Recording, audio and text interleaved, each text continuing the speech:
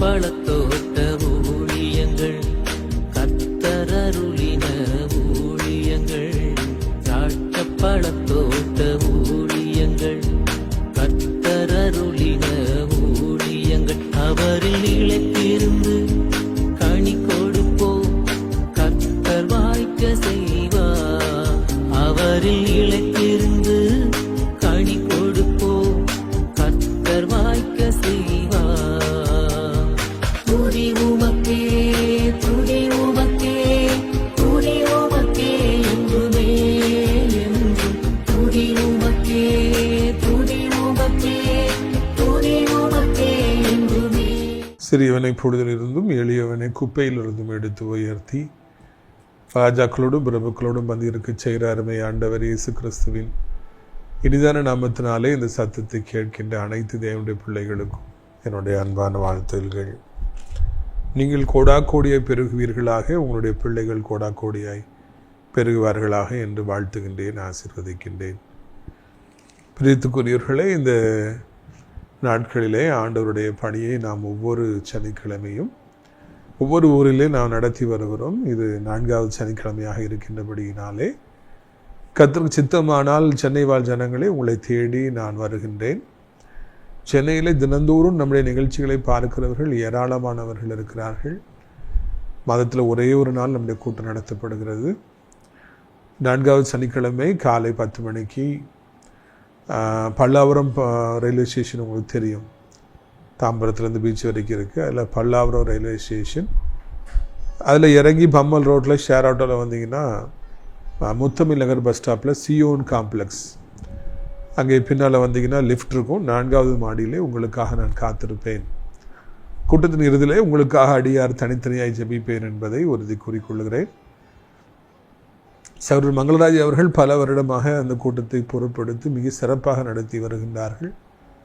தனது குடும்பத்தின் சார்பாக மாதந்தோறும் நல்ல விருந்து அளித்து வருகிறார்கள். நீங்களும் கூட வந்து ஜெபித்து விட்டு செல்லலாம், சாப்பிட்டு விட்டு செல்லலாம். கர்த்தர் உங்களை ஆசீர்வதிப்பாராக. அது மாத்திரமல்ல, நம்முடைய ஊழியத்தின் சார்பாக கட்டப்பட்டு நடத்தப்பட்டு வருகிற அடைக்கலான் குருவி ஆவிக்குரிய முதியோர் இல்லம் உங்களுக்கு நினைவூட்ட விரும்புகிறேன். நிறைய இடங்கள் காலியாக இருக்கிறது, நிறைய பேர் சேர்ந்துட்டு இருக்கிறாங்க. நீங்களும் கூட ஆவிக்குரிய முதியோர் இல்லத்தை தேடுவீர்கள் என்றால் தாராளமாக வரலாம். 3 வேளையும் அவர்களுக்காக ஜெபம் மேலெடுக்கப்படுகிறது. அது மாத்திரமல்ல, அவர்களுக்காக 3 வேளையும் சிறப்பான உணவுகளை நாம் அளித்து வருகிறோம். தேவனுடைய பிள்ளைகள், இந்த சந்தர்ப்பத்தை பயன்படுத்தி கொள்ளுங்கள். பக்கத்தில் இருக்கிற இடத்துல நாம் எப்படியாவது ஒரு அனாதை பிள்ளைகளுக்கான இல்லத்தையும் ஸ்கூலையும் கெட்ட நாம் ஆசைப்படுகிறோம். நீங்கள் அதற்காக ஜெபித்து கொள்ள வேண்டும் என்று உங்களை அன்போடு நான் கேட்டுக்கொள்கிறேன். பிரியத்துக்குரியவர்களே, மார்க்கு 8வது அதிகாரம் 1வது வசனத்திலிருந்து வாசிக்க விரும்புகிறேன். அந்த நாட்களில் திரளான ஜனங்கள் கூடி வந்திருக்கையிலே அவர்கள் சாப்பிடுகிறதுக்கு ஒன்றுமில்லாத பொழுது இயேசு தம்முடைய சீசரை அழைத்து, ஜனங்களுக்காக பரிதபிக்கின்றேன், இவர்கள் இப்பொழுது என்னிடத்தில் தங்கியிருந்த 3 நாளாய் சாப்பிட ஒன்றுமில்லாதிருக்கிறார்கள். இவர்களில் சில தூரத்திலிருந்து வந்தவர்களாகையால் நான் இவர்களை பட்டினியாய் வீட்டிற்கு அனுப்பிவிட்டால் வழியில் சோர்ந்து போவார்களே என்றார். திரளான ஜனங்கள் ஆண்டவர் இயேசுவை தேடி வராங்க. அப்போது பெரிய கூட்டம், ஊருக்கு வெளியே இடம். ஆண்டவர் அவங்கள்ட்ட பிரசங்கம் பண்ணிக்கிட்டே இருக்கிறாரு. 3 நாட்கள் ஆண்டவர் தொடர்ந்து பிரசங்கம் செய்கின்றார். அவர்களும் 3 நாட்களில் மெய் மறந்து ஆண்டவருடைய பாதத்திலே தங்கியிருந்தார்களாம். எப்படிதான் ஆண்டவருக்கு அவ்வளவு பலன் இருந்தது 3 நாள் தொடர்ந்து பேசிட்டு இருந்தார்னே தெரியல. கொஞ்சம் பார் எடுத்து ஏதாவது ஒரு காரியத்துக்காக ஜெபித்தால், சத்தமோடு ஜெபித்தால், தொடர்ந்து ஊழியத்தை செய்தால் மிகவும் நான் பலகீனப்படுகிறேன். இப்போ கூட என்கிட்ட பலனே இல்லை. அந்த அளவுக்கு தொடர்ச்சியாக ஊழியங்கள், தொடர்ந்து செய்திகள், தொடர்ந்து பிசாசுகளை துரத்த வேண்டிய நேரங்கள் என்று இருக்கிறபடியினாலே நான் மிகவும் பலகீனப்பட்டு நிற்கின்றேன். ஆனால் இயேசு அப்படி அல்ல. 3 நாட்கள் தொடர்ந்து அவர் பிரசங்கம் செய்து கொண்டே இருக்கின்றார். அந்த அளவுக்கு அவர் வல்லமையானவராக இருக்கிறார். 4000 பேருக்கு மேலே இருக்காங்க. எவ்வளோ சத்தம் போட்டு பேசினா அவங்களுக்கெல்லாம் கேட்டிருக்கோம். அப்போ அவ்வளோ சத்தமாக இடி முழக்க குரலில் ஆண்டவர் அவங்கள்ட்ட பேசுகிறார். இயேசுவை நாம் வருகிற பொழுது, இயேசுடைய ஆவியானவரை நாம் பெற்றுக்கொள்கிற பொழுது எதையும் செய்வதற்கு தேவையான பலனை ஆண்டவர் நமக்கு தருவார் என்பதுதான் முதலாவது நீங்கள் கற்றுக்கொள்ள வேண்டும். இன்றைக்கு நீங்கள் எவ்வளவோ ஒரு பலகீனமான பாண்டமாக இருக்கலாம், ஆண்டவர் உங்களை பலமுள்ள பாண்டமாய் மாற்றுவார். நீங்கள் அறிவே எனக்கு இல்லை என்று சொல்லலாம், ஆண்டவர் உங்களை மிகவும் ஞானமுள்ள ஒரு ஞானியாக மாற்றுவார். பணமே இல்லை என்று சொல்லலாம், ஆண்டவர் உங்களுக்கு எத்தனையோ ஆயிரக்கணக்கான மக்களுக்கு செலவு செய்கின்ற வடிக்கு, உணவு கொடுக்கிற வரைக்கும் ஆண்டவர் உங்களை பலமுள்ளவராய் மாற்றுவார். மோசையை ஆண்டவர் ஊழியத்திற்கு அழைக்கின்றார். அவர் சொல்லுகிறார், ஆண்டவரே, நான் திக்குவாயும் மந்தநாவும் உடையவனாக இருக்கிறேன், எனக்கு பேச வராது என்று சொல்லுகிறார். ஐ ஹவ் நெவர் பீன் எலோக்வென்ட், திக்குவாய், கொன்னவாய் அப்படின்னு சொல்றார். ஆனால் அந்த மோசையை ஆண்டவர் பார்த்து சொல்லுகிறார், மாயை உண்டாக்கினவர் நான், நீ வாப்பா அப்படின்னு சொல்லி கூப்பிடுறாரு. கீழ்ப்பிடிந்து வந்தபடியினாலே லட்சம் இஸ்ரவேல் ஜனங்களுக்கு மாபெரும் தலைவனாக மோசே மாபெரும் பேச்சாளராக மாறினார் என்று வரலாறு சொல்கிறது. நான் பலகீனன், என்னால் என்ன செய்ய முடியும், எனக்கு ஒன்றும் தெரியாதே, எனக்கு ஒருவரும் இல்லையே, எனக்கு வருமானம் இல்லை, எனக்கு படிப்பு இல்லையே, எனக்கு ஒருவரும் ஆதரவு கொடுப்பதில்லையே, ஒருவரும் என்னை நேசிக்கவில்லையே என்று நீங்கள் கலங்கிக்கிட்டு இருக்கலாம். ஆனால் உங்களை ஒரு பலமுள்ள மனிதனாக, ஆசீர்வதிக்கப்பட்ட ஒரு மனிதனாக, கொடுக்க வல்லமை படைத்தவராக மாற்றுவதற்கு ஆண்டவர் உண்மையுடையவராக இருக்கின்றார். மனிதனுடைய வாழ்க்கையை தலைகீழாய் புரட்டி போடுவதற்கு ஆண்டவருக்கு வல்லமை உண்டு. ஆண்டவரை நாம் தேடுகிற பொழுது புது மனிதர்களாய், வேறு மனிதர்களாய் நாம் மாற்றப்படுகிறோம். பைபிள் அதுக்கு எவ்வளவோ எடுத்துக்காட்டுகள் இருப்பதை நாம் காண்கிறோம். எனவே தேவனுடைய பிள்ளைகளாகிய நீங்கள் இந்த சந்தர்ப்பத்தை பயன்படுத்தி கொள்ளும்படியாக, நீங்களும் கூட இதே போல ஆண்டவரை போல வல்லமை படைத்தவராய் மாறும்படியாக நீங்கள் உங்களை ஒப்பு கொடுங்க. எங்கே பிரதர், இந்த வியாதி எனக்கு எவ்வளோ கஷ்டப்படுத்துது, சுகர் கம்ப்ளைண்ட் இருக்குது, ப்ரெஷர் இருக்குது, நானாக ஊழியம் செய்ய போகிறேன், நானாக இந்த காரியத்தை பண்ண போகிறேன், அந்த காரியத்தை பண்ண போகிறேன், நீங்கள் அங்கலாய்க்கலாம். உங்களுடைய பலகீனங்களை எல்லாம் நீக்கி உங்களை பலமுள்ளவர்களாய் மாற்றுவதற்கு ஆண்டவருக்கு ஒரு நிமிடம் கூட தேவையில்லை என்பதை உங்களுக்கு நான் நினைவூட்டும்படியாக விரும்புகிறேன். அடுத்தாப்புல இங்கே பாருங்கள், 3 நாட்கள் ஜனங்கள் கேட்குறாங்க. அந்த அளவுக்கு ஏசப்பாவுடைய வார்த்தையில் மறந்து போகிறாங்க. ஆண்டவருடைய வார்த்தை அவர்களுக்கு தேவையான பலனை சாப்பிடாமலே அவங்க 3 நாள் இருக்கும்படியாக உதவி செய்கிறது. ஏசப்பா இருந்துட்டாலே நமக்கு எவ்வளோ பலன் கிடைக்குங்கிறதுக்கு இது ஒரு சரியான எடுத்துக்காட்டாக இருக்கிறது. அவருடைய சத்தத்தை கேட்டால், அவருடைய பைபிளை வாசித்தால், ஊழியங்களில் பங்கு பெற்றால் நாமும் பலம் உள்ளவர்களாய் மாறுவோம் என்பதில் சந்தேகமில்லை. அதில் நம்ம கவனிக்க வேண்டிய விஷயம் என்னவென்றால், ஆண்டவர் சொல்கிறாரு, 3 நாளாக இருந்திருக்கிறாங்க, ரொம்ப தூரத்துலேருந்து வந்திருக்காங்க, நான் அவங்கள வெறுமே அனுப்பிவிட்டால் போகிற வழியில் சோர்ந்து போவாங்களே, பையோ பாவம் என்று அவர்களை ஆண்டவர் புரிந்து கொள்ளுகிறார். அவர்களுக்காக பரிதபிக்கின்றார், அவர்களுக்கு ஏதாவது கொடுக்க வேண்டும் என்று சொல்லி ஆசைப்படுகின்றார். நான் காலேஜில் யூஜி படிச்சுட்டு இருக்கிறேன், நேசரத்தில் அண்டர் கிராஜுவேஷன், இளநிலை படிப்பு. அப்பொழுது நான் இங்கிலீஷ் பேசுவதில் ரொம்ப ஆர்வம் உடையவனாக நான் இருந்தேன். யார் இங்கிலீஷ் பேசினாலும் நானும் போய் நின்று இங்கிலீஷில் பேசுவேன், அவ்வளவு ஆர்வம் எனக்கு. அப்பொழுது ஜெயபாலனை ஹோட்டல் வச்சுருந்தாங்க. அந்த ஹோட்டலில் டெய்லி நைட்டு போய் நான் பரோட்டா சாப்பிடுவேன். மறக்க முடியாத நாட்கள். ஒரு விஷயம் அப்படி சாப்பிட்டு கொண்டிருக்கும் பொழுது வெள்ளைக்காரர் ஒருவர் வந்திருக்கிறார். இங்கே இருக்கிற CSI இன்ஸ்டியூஷனில் ஒரு கூட்டிருக்காங்கன்னு நினைக்கிறேன். லோக்கல் டிரான்ஸ்லேட்டர் ஒரு பையன் இருக்கிறார்.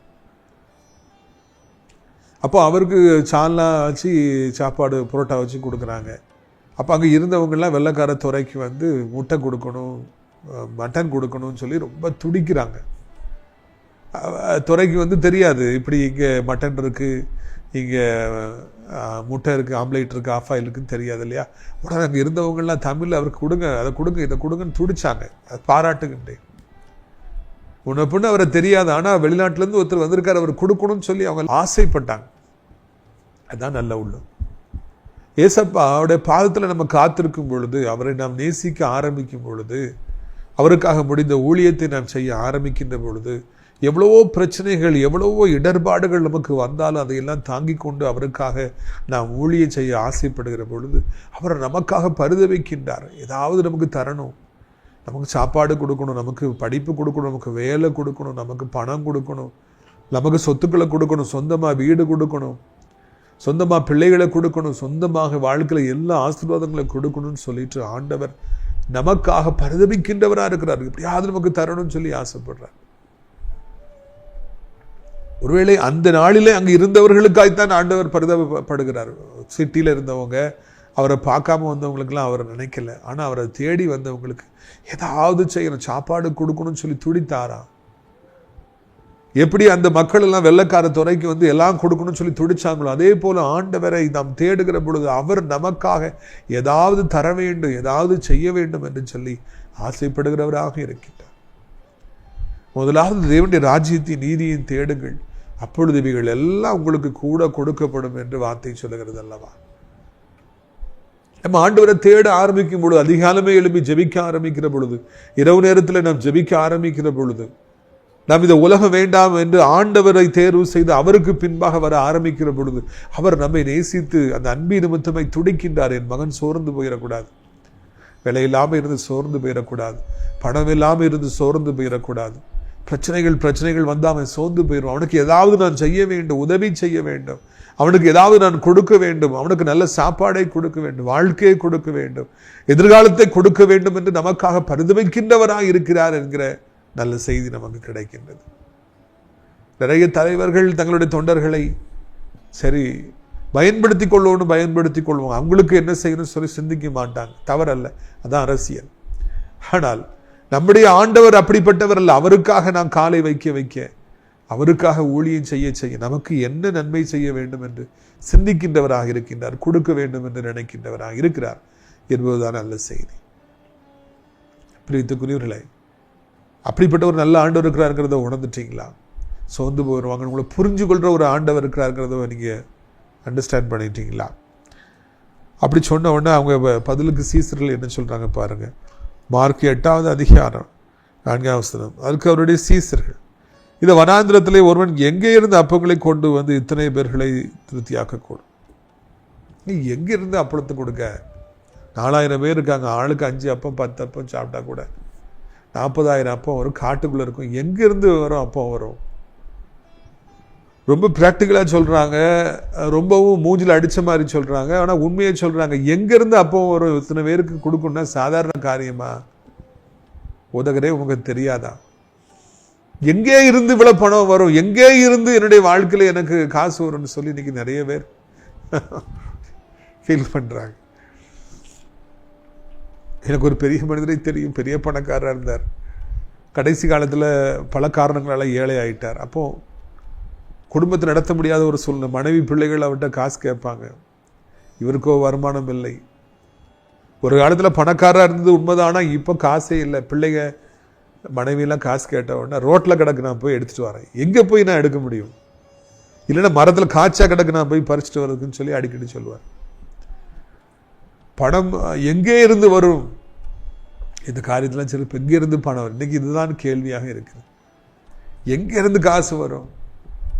சம்பளம் போட்டால் வரும், யாராவது கொடுத்தா கிடைக்கும், இல்லைன்னா எங்கே இருந்து வரும்? சீசர்கள் சிந்தித்து பார்க்கிறார்கள். 4000 பேர் இருக்கிறாங்க, எல்லாத்துக்கும் ஒரு 40,000 50,000 அப்பம் வேணும்.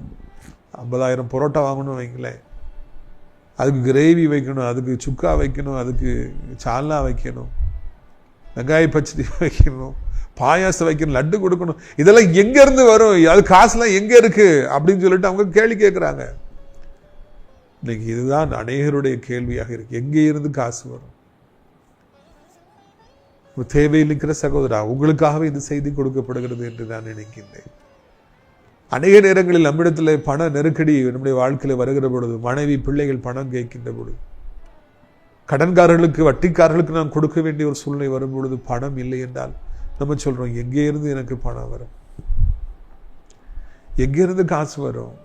எங்கே இருந்து எனக்கு ஒத்தாசை வரும்? ஒருவரும் இல்லையே, எல்லா பாதைகளுமே அடைக்கப்பட்டிருக்கிறது என்று சொல்லி நீங்கள் கலங்கி இருக்கலாம். இந்த பாதையில் போயிட்டு இருக்கிற உங்களுக்கு தான் ஆண்டவர் பேசுறாரு. இன்னைக்கு யாட்டெல்லாமோ பணம் கேட்டு உங்களுக்கு பணம் கிடைக்கலையா? யாட்டெல்லாமோ உதவி கேட்டு உங்களுக்கு உதவி கிடைக்கல? கடன் கேட்டு கூட யாரும் தர மாட்டேங்கிறாங்களா? உங்களுக்காய்தான் இந்த செய்தி. உங்களுக்கு ஆண்டவர் தர வேண்டும் என்பதற்காகத்தான் மனிதர்கள் கொடுக்காதபடிக்கு அவர் தடை செய்கிறார். இதுதான் யதார்த்தமான உண்மை. மனுஷங்க உங்களுக்கு உதவி செய்யணும் ஆண்டு விரும்பல. நான் என் பிள்ளைக்கு கொடுப்பேன், அள்ளி அள்ளி கொடுப்பேன். மனுஷன் கிள்ளி கிள்ளி கொடுப்பான், ஆண்டவர் அள்ளி அள்ளி கொடுப்பான். மனுஷன் கொடுத்தது திருப்பி கேட்பான், பல மடங்கு வட்டியோட கேட்பான். ஆண்டவர் அப்படி அல்ல, இலவசமாய் நமக்கு அள்ளி அள்ளி கொடுக்கின்றவராக இருக்கின்றார். அவர் நம்மை நேசிக்கிறபடியினாலே நான் என் பிள்ளைக்கு கொடுப்பேன்னு தான் இன்னைக்கு உங்களுக்கு வாசல்களை அடைத்திருக்கிறார் என்பதை நினைவூட்டும்படியாக நான் விரும்புகிறேன். எங்கே இருந்து இந்த அப்பம் வரும், இவ்வளோ அப்பம் வரும், ஏதோ அப்பம் கொடு, அப்பளம் வருது, அப்பம் கொடு, சாப்பாடு கொடுன்னு சொல்றீங்களே, இத்தனை 1000 பேருக்கு எங்கிருந்து அப்பம் வரும், எங்கிருந்து சாப்பாடு வரும்? அவங்க அழகாக கேட்குறாங்க. எப்படி இவங்களை திருப்திப்படுத்த முடியும்? ஆண்டவருக்கோ அவர்களுக்கு ஏதாவது கொடுக்க வேணும், அவங்களுக்கு உதவி செய்யணும், சாப்பாடு கொடுக்கணும், போஜனம் கொடுக்கணும் ஆசை. சீசர்களுக்கோ தலையிலியா இருக்கு, இந்த மண்டையில் அடிச்சுக்கிறாங்க. எங்கிருந்து இவ்வளவு கொடுக்க முடியும்? இதை கர்த்தரை அறியாதவர்கள் வேண்டும் என்றால் இந்த சீசர்களை போல சொல்லட்டும். எங்கே இருந்து எனக்கு காசு வரும், எங்கே இருந்து இவ்வளவு பணம் வரும், எங்கிருந்து இவ்வளவு லட்சங்கள் வரும், எங்கிருந்து இவ்வளவு கோடிகள் வரும் சொல்லி கர்த்தரை அறியாதவங்க வேணா சொல்லட்டும். ஆனால் ஆண்டுடைய பிள்ளைகளாகி நாம ஒரு காலம் அப்படி சொல்லவே கூடாது. எங்கே இருந்து பணம் வருது? ஒருத்தர் பணக்காராகிட்டான்னு கேட்குறாங்க, அவனுக்கு எங்கிருந்து பணம் வருது? மக்களுடைய கேள்வியை பார்த்துக்கிறேன், எங்கிருந்து அவனுக்கு காசு வருது? ஒரு சிலர் அவங்க எங்கிருந்து பணம் வருதுன்னு கண்டுபிடிச்சதை எப்படியாவது நிப்பாட்டணுமே அப்படின்னு சொல்லிலாம் கேட்குறாங்க. அப்படிதான் இந்த உலகம் இருக்கும். நாம தான் நீந்தி செல்ல வேண்டும். பிரியத்துக்குரியவர்களே பாருங்கள், 5வது வசனம், மார்க் 8. அதற்கு அவர், உங்களிடத்தில் எத்தனை அப்பங்கள் உண்டு என்று கேட்டார். அவர்கள் 7 அப்பங்கள் உண்டு என்றார். அப்போ ஆண்டவர் கேட்கிறாரு, உங்ககிட்ட எவ்வளவு பாருங்க, உங்ககிட்ட அப்பங்கள் இருக்கா, மீன்கள் இருக்கா? 7 அப்பங்கள் இருக்குப்பா. வந்திருக்கிறதுக்கு 50,000 அப்பம் தேவை, இவங்கிட்ட வெறும் 7 அப்பம் இருக்கு. இருப்பது 7, தேவையானவைகள் 50,000 வைத்துக் கொள்வோமே. எப்படி நம்ம இது மூலமா கொடுக்க முடியும்? யோசித்து பாருங்க. இந்த 7 அப்பத்தை வச்சுக்கிட்டு எப்படி 50,000 பேருக்கு சாப்பாடு கொடுக்க முடியும்? அதனாலதான் அவங்க எங்கே இருந்து வரும் என்று சொல்லி கேட்டார். ஆனால் என்னை பொறுத்தவரையிலே something is better than nothing என்று சொல்லி நான் நினைக்கின்றேன். அப்பவே இல்லை என்று சொல்வதை விட 7 அப்பங்கள் இருக்கிறது என்று சொல்வது ஒரு தகுந்த பதில் என்று சொல்லி நான் நினைக்கின்றேன். நீங்க காலையில் எவ்வளவு நேரம் ஜோம்னீங்க பிரதர்? நான் 1 மணி நேரம் ஜோம்னாம வீட்டை விட்டு வெளியே வரமாட்டேன் அப்படின்னு நம்ம சொல்றோம். ஒருவேளை அன்னைக்கு முந்தின நாள் இரவில் நம்ம ரொம்ப வெளியே போயிட்டு ரொம்ப தாமதமாகி வந்து தாமதமாக தூங்கியிருக்கலாம், டயர்டாக இருக்கலாம். அப்போது 1 மணி நேரம் ஜோம் பண்ண முடியாதுங்கிற ஒரு சூழ்நிலை உண்டாயிருக்கலாம். 1 மணி நேரம் ஜோம் பண்ணிட்டா என்ன, ஒரு 10 நிமிஷம் நம்ம ஜோம் பண்ணிட்டு போவோம். ஒரு 10 நிமிடம் ஆண்டவருக்கு துதி பலிகளை ஏறெடுத்து நன்றியோடு ஆண்டவரை துதித்து அந்த நாளை ஒப்பு கொடுத்து, என்னை பாதுகாத்துக்கொள்ளி, என் குடும்பத்தை பாதுகாத்துக்கொள்ளி, என்னை நடத்தும், எனக்கு போதுமானவராக இருந்தருன்னு சொல்லி நம்ம ஜோம் பண்ணிட்டு அதுக்கு பிறகு வந்தோன்னு வைங்களேன், அதனால ஆசீர்வாதமாக இருக்கும் இல்லையே. 1 மணி நேரம் ஜோம் பண்ணணும்னு நினைப்பேன், 1 மணி நேரம் இல்லையே 10 நிமிஷம் தானே இருக்கு, ஜோம் பண்ண வேண்டாம் அப்படின்னு சொல்லி நம்ம நினைச்சோம்னா அந்த நாள் வெறுமையான நாளாகவே இருக்கும். Something is better than nothing. ஒண்ணுமே ஜபிக்காம போறது, கொஞ்சம் ஜோம் பண்ணிட்டு போறது எவ்வளவோ போதுமானது. பைபிளே வாசிக்காம போறதுக்கு ஒரு சாப்டர் வாசிட்டு போறது எவ்வளவோ மேலானது. ஒண்ணுமே இல்லைன்னு சொல்றதுக்கு 7 அப்பங்கள் இருக்கிறது, ஒரு சில மீன்கள், சிறு மீன்கள் இருக்கிறது சொல்றது எவ்வளவோ மேலான ஒரு வார்த்தை. அதைத்தான் அந்த சீசர்கள் சொன்னாங்க. நீங்க அது இல்லை, இது இல்லை, அதுல ஒண்ணும் இல்லை, இதுல ஒண்ணும் இல்லை அப்படின்னே சொல்லி நம்ம பழகிட்டோம். இருக்கு, கொஞ்சோல இருக்கு. நம்முடைய வாழ்க்கையில கொஞ்சம் இருந்தாலும் அதை நாம் பாராட்ட வேண்டும், அதை நாம் புகழ வேண்டும், அதை பாதுகாக்க வேண்டும். கொஞ்சோல அன்பு இருந்தா கூட அவர்களை நாம் விடக்கூடாது. கொஞ்சோல உதவி செய்பவர்களை கூட நம்முடைய வாழ்க்கையில் நாம் விடக்கூடாது. கொஞ்சோல அறிவு இருப்பவர்களை கூட நாம் பணியில கண்டிப்பாக நாம் வைத்திருக்க வேண்டும். ஒரு விசை எனது பேராசிரியர் ஒருவர் தன்னுடைய, நான் வேலை செஞ்சுட்டு இருக்கோம், ஜூனியர், எனக்கு சீனியர்ஸ் அவங்க, இன்னொரு காலேஜில் ஏதோ சேட்டை பண்ணாருன்னு சொல்லிட்டு அவரை டிரான்ஸ்ஃபர் பண்ணி எங்கள் காலேஜுக்கு அனுப்பியிருந்தாங்க. அப்போ ஒரு பெரிய பாவியில் யாருமே பேசாமல் இருந்தாங்க. அப்போ என்னுடைய பேராசிரியர் ஒருவர் இன்னொரு பேராசிரியர் சொன்னார், அவர்கிட்ட நல்லா இருந்துங்க, அவருக்கு ஹெல்ப் பண்ணு, அவர்கிட்ட ஃப்ரெண்ட்லியாரு, சிறு துரும்பும் பல்குத்த உதவும் அப்படின்னு சொல்லி அவர் சொன்னார். சிறு துரும்பும் பல்குத்த உதவும் எனக்கு காதில் இன்னும் ஒழிச்சிக்கிட்டே இருக்குது. அவர் அவாய்ட் பண்ணாத, அவர் அறிவான ஆள், வருங்காலத்தில் எதுக்காவது பிரயோஜனப்படுவார். சிறு துரும்பும் பல்குத்த உதவும். சின்னதா ஒரு திறமை இருந்தா கூட அவங்கள நம்ம கவனிச்சு வச்சிருக்கணும். ஓகே, இதுக்கு அவங்க யூஸ்ஃபுல்லா இருப்பாங்க.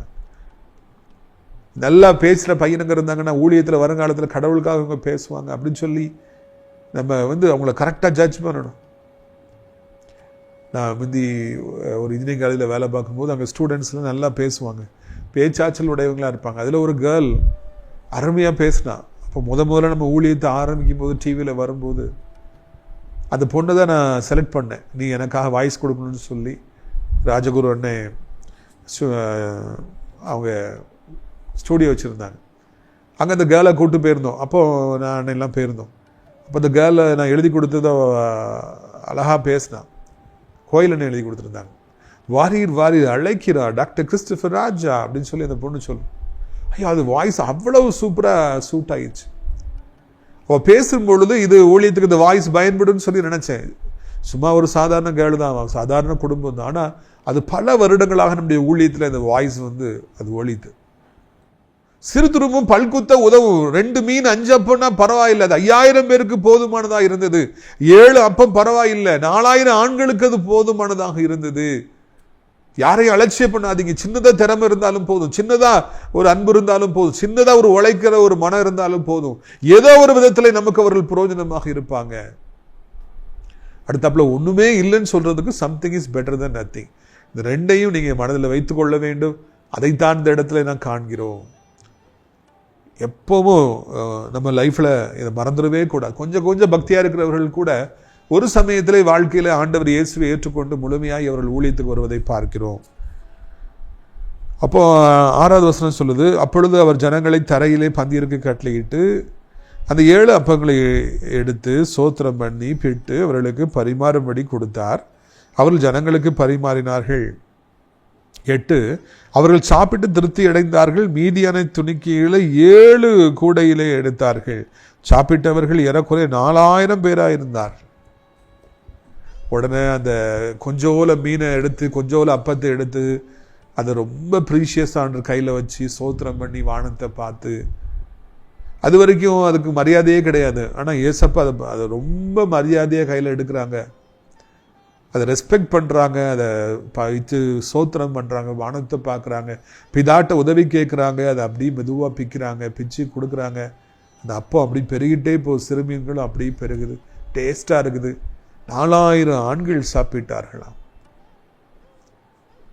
கொஞ்சோல இருந்த அப்பத்தை 4000 40,000 அப்பங்களாய் மாற்றி எவ்வளவு வேண்டுமென்றாலும் சாப்பிட்டு கொண்டே இருங்கள் என்று அள்ளி அள்ளி கொடுத்து 3 நாள் சாப்பிடாம இருந்தவங்க காஞ்ச மாடு கம்பளை விழுந்துச்சுப்பாங்க. அதே மாதிரி அள்ளி அள்ளி சாப்பிட்ருப்பாங்க. எனக்கு வைங்கன்னு சொல்லி. கல்யாண வீட்டில் சாப்பிட்றவங்கள பார்த்துருக்கீங்களா?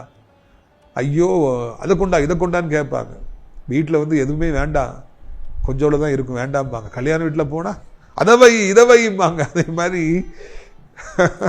எல்லாரும் பசியா 3 நாள் சாப்பிடாம இருந்திருக்காங்க, வைன்னு சொல்லியிருப்பாங்க. சாப்பிட்ட பிறகு அவ்வளோ சாப்பிட்ட பிறகு கூட 7 கூடை நிறைய மீன் இருந்துதான், அப்போ இருந்துதான், மிச்சம் இருந்துதான்.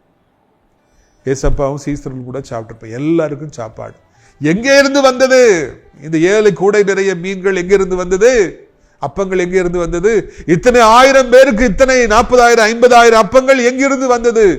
வெறும் 7 அப்பத்திலிருந்து வந்தது, சில சிறு மீன்கள் இருந்து வந்துச்சு. Jesus multiplies.